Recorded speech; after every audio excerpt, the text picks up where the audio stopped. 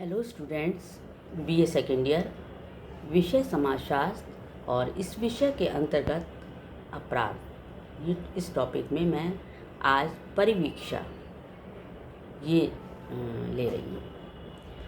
परिवीक्षा किसे कहते हैं? परिवीक्षा में अपराधी को सज़ा के बदले सशर्त मुक्त कर दिया जाता है, मतलब शर्त के साथ उसे मुक्त कर दिया जाता है। सज़ा नहीं दी जाती बल्कि उसे शर्त के साथ मुक्त कर दिया जाता है। यदि तुम्हारा आचरण सही रहा तो तुम्हारी सज़ा समाप्त हो जाएगी। उससे अपेक्षा की जाती है कि वो परिवीक्षा की अवधि में अपना आचरण उत्तम रखेगा।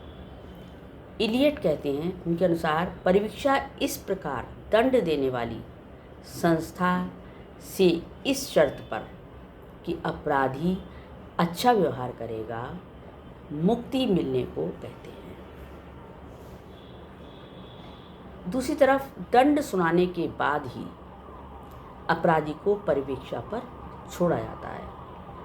छूटने से पहले उसे परिवीक्षा काल में उत्तम आचरण रखने का प्रमाण पत्र देना होता है। अपराधी को सरकार की ओर से निर्देशन और सहायता भी दी जाती है ताकि समाज से वो सामंजस्य स्थापित कर सके। परिवीक्षा अधिकारी सरकार की ओर से परिवीक्षा पर छोड़े गए अपराधियों की देखभाल करता रहता है। सन 1958 में भारत सरकार ने परिवीक्षा अधिनियम पास किया, जिसके आधार पर विभिन्न राज्यों में ने अलग अलग अधिनियम पारित किए। अलग अलग राज्यों में परिवीक्षा को कल्याण विभाग और कानून विभाग से संबंधित किया गया है। परिवीक्षा अधिकारी की प्रत्येक जिले में नियुक्ति की गई है और भारत में 500 से अधिक परिवीक्षा अधिकारी हैं। चेन्नई में 1937 में तथा उत्तर प्रदेश में 1938 में परिवीक्षा अधिनियम पारित किया गया था।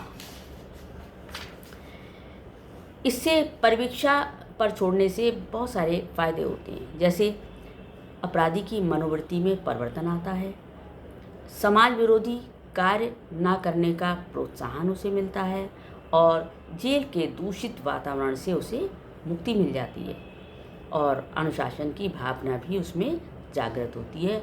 और इसके अतिरिक्त राज्य को भी आर्थिक लाभ प्राप्त होता है, क्योंकि यदि उसे जेल में रखा जाएगा तो उसके ऊपर खर्चा होगा, उस खर्चे से राज्य बच जाता है। इसी तरीके से कुछ लोग इसमें इसके विपरीत भी बात कहते हैं, जैसे कहते हैं कि अपराधी जिस पर्यावरण की देन है, परिवीक्षा पर छोड़ने से वो पुनः उसी पर्यावरण में चला जाता है, अतः उसके सुधरने की आशा नहीं की जा सकती, ऐसा भी कुछ लोग कहते हैं। लेकिन ऐसा कम होता है। अब आता है पैरोल। पैरोल में क्या होता है कि पैरोल में पर उन अपराधियों को छोड़ा जाता है जो वो सज़ा की अवधि का एक भाग काट चुके होते हैं। उनके अच्छे आचरण के कारण उन्हें जो है वो उसकी अधिकारी की सिफारिश पर उसे छोड़ दिया जाता है। लेकिन उसे छोड़ा कैसे जाता है? ऐसे नहीं छोड़ा जाता है कि उसको छोड़ दिया, बल्कि निगरानी में छोड़ा जाता है। इसके लिए इलियट लिखते हैं कि पैरोल अपराधी के कारागार या सुधारालय से उसकी समयावधि से पूर्व ही मुक्ति को कहते हैं। ऐसा पैरोल अधिकारी की सिफारिश पर होता है। पैरोल अधिकारी जो है वो सिफारिश करता है कि इसका आचरण अच्छा है, अतः इसकी सज़ा खत्म कर दी जाए।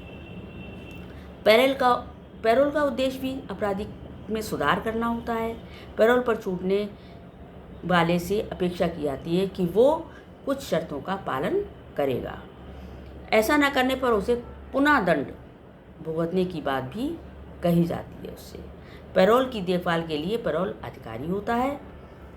पैरोली की देखभाल के लिए पैरोल का अधिकारी होता है और राज्य के इससे क्या फ़ायदे हो? इससे भी कुछ फ़ायदे होते हैं कि राज्य के खर्चे में कमी आ जाती है, अच्छे वातावरण को बढ़ावा मिलता है और दूषित वातावरण से अपराधी को मुक्ति मिल जाती है।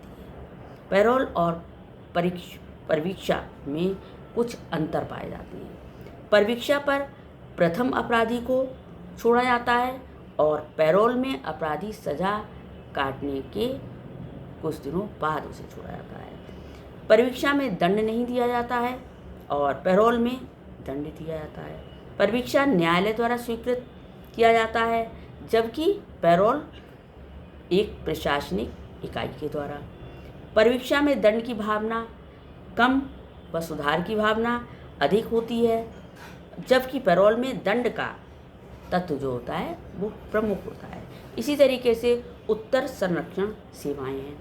ये क्या है? उत्तर संरक्षण सेवाओं का संबंध अपराधी के जेल के छूटने के बाद के जीवन से है कि जब जेल से व्यक्ति छूट जाता है तो वो समाज में एडजस्ट नहीं हो पाता है, समाज के लोग उसे स्वीकार नहीं करते हैं, समाज के लोग उसमें कमियां निकालते हैं, उसको उसी अपराधी की दृष्टि से देखते हैं।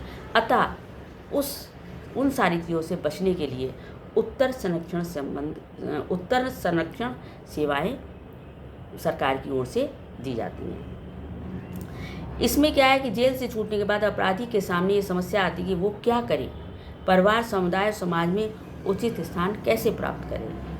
इसके लिए अपराधी को सामाजिक, मानसिक और आर्थिक सुरक्षा प्रदान करने के उद्देश्य से ही उत्तर संरक्षण सेवाएं प्रारंभ की गई हैं। अपराधी को इस प्रकार के मना स्थिति से छुटकारा दिलाना, उसे आर्थिक संरक्षण देना और पुनः समाज का योग्य नागरिक बनाने में योजनाबद्ध तरीके से कार्य करना उत्तर संरक्षण सेवाओं का मूल उद्देश्य होता है। इनके पुनर्वास का कार्य किया जाता है इसके अंतर्गत। और भारत में गैर सरकारी तौर पर उत्तर संरक्षण सेवाओं का कार्य सन 1894 में सबसे पहले उत्तर प्रदेश में प्रारंभ हुआ। चेन्नई में ऐसी अनेक संस्थाएं हैं, जैसे चेन्नई बंदी मुक्ति सहायता समाज, आरकोट बंदी मुक्ति सहायता समाज आदि। और इसी तरीके से मुंबई में सन 1946 में मुंबई प्रदेश बंदी मुक्ति समिति कार्य कर रही है। और इस तरीके से वर्तमान में भारत में शासकीय एवं अशासकीय संगठनों के द्वारा अपराधियों को पुनर्वास संबंधी सुविधाएं प्रदान की जा रही हैं। Thank you.